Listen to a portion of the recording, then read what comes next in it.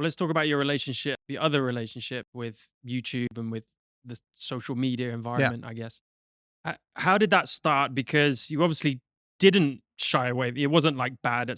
I mean, it was bad. You look back at it and Yeah. probably go, "Oh my god, what was I doing?" But you clearly like had something there. Can you remember those moments? How did it all begin? Oh man.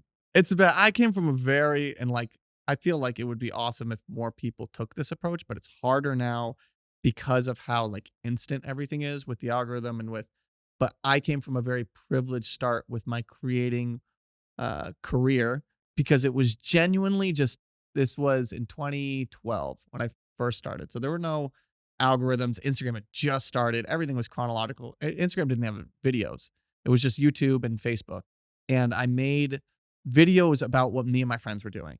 And just like January 20 or like fall of 2012, my senior year of high school, January 2013, January 2014. So January, February, all of 2013, I made monthly videos about my life. And it was just me and my friends just going off with the GoPro doing stupid shit. Like if I was at a soccer game, we'd just be in the crowd like, ah. And I was just making those videos for myself and for my friends. And they'd get like 100 views. And I was I started from this place of just pure, genuine excitement to hit record and make something. And it's such a rare thing now because everybody's constantly comparing. And there was no one for me to compare myself to. There was no one for me to be like, oh, how many subscribers do I have? It was just like, oh, send it to all my friends. Boys, I made this edit. How fun is this? And then I saw it build on itself where it's like my friends would watch, and then my friends' friends would watch, and then my friends' friends would watch. And I'm like, oh, wow, this one random video got 300 views instead of the normal 50 that I get.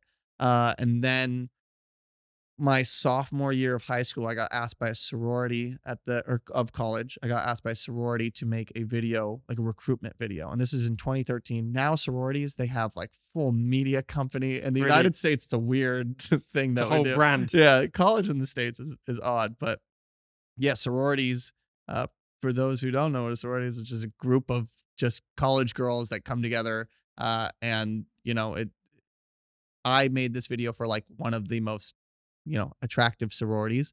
And I made it for like $150. I bought a camera at Costco and returned it after I I made the Nice. video.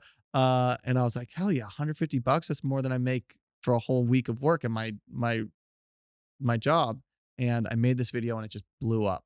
And I became from just making videos for me and my friends to now like, oh, I can make money doing this. And in college, just started getting asked by a ton of different clubs on campus and other sororities and other different local businesses to make videos for them.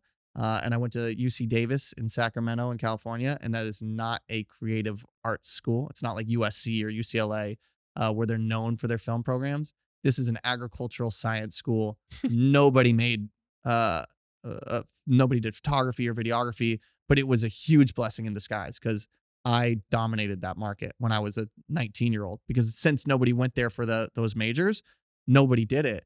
And right as like Facebook was starting to take off and uh people were really using like Facebook videos to advertise their companies, they see this like 19-year-old kid who's making like very captivating videos and uh my entrepreneurial side kicked in and it was this beautiful storm of like making videos I love but also seeing how to work with clients and how to I was working with like full business owners that were like 45 years old and I'm a 19-year-old kid coming in like sure I didn't even know what shutter speed was at the time and I was just like making stuff I thought was cool and it was that perfect blend of like enthusiasm with the business side of things and that I wouldn't have wanted it any other way because it turned me into not only the artist I am today but something I'm equally as proud of which is just the businessman and my ability to like connect with companies and clients and actually turn art into something that's profitable and not be the struggling artist. Yeah. And where was your really big break that kind of really exploded your account? We talked about Peter McKinnon off air Mhm. earlier. Was that a seminal moment in your?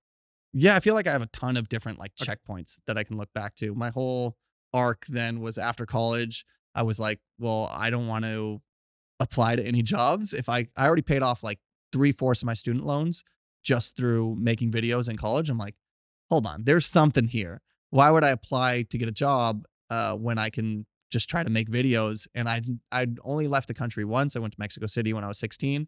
And so I hadn't really felt the traveling that I'd really wanted to, and I had that bug, and I was like, well, why don't I try to travel and make videos? And yeah, I went to Europe and emailed like 5,000 companies, not even joking. And of those, we got responses from like 300. And of those 300 responses, 270 were no's. And of those 30, like, hey, let's get a call going. It turned into 3 brand deals.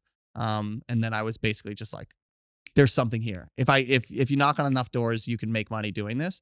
And I've, yeah, had those little checkpoints. And one of the biggest ones was meeting Luke out in Thailand when I was 23. And we started a company together soon after called Move to Create. And then after we traveled for 3 years doing Move to Create, the pandemic happened. And then I was like, well, I'm going to try to go full time into YouTube. Went full time into YouTube. And then that's when I made the decision to like, all right, if I'm doing full time YouTube, who's the guy? Who can I like, how can I make my name a name in YouTube? Because at that point in time, I'd already had like an okay Instagram following. People kind of knew who I was, but not in the YouTube space. But I'm like, Peter McKinnon, he's the guy. How can I get his attention? Or at the very least, like, you know, have him know who I am. And I made a rap called The Real Peter McKinnon. And that, you know, got his attention pretty fast. Not as quickly as I was expecting it to be like, oh, maybe I'll get a DM from him.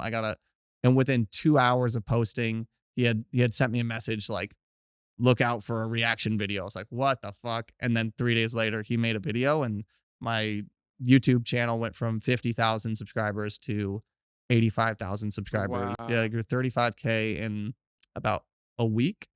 And that just immediately, you know, I'd put about 6 years of effort into building my, you know, travel film space. And then that was just like the catalyst of like, you put so much work, you build the foundation of your skyscraper, and then that happened, and it just, You still need the foundations. yeah. Yeah, Oh of yeah, course. you have to put in that work, because like if you go viral overnight and you have not, then people have nothing to find, like, of like, they click on your profile and they're like, okay, well that's Yeah, it. that's it. Yeah. Then Or you go forget about you. viral and you're a one trick pony. You go viral and they're like, okay, well, you know, you get a million views for making a video about, you know, sturdy tables.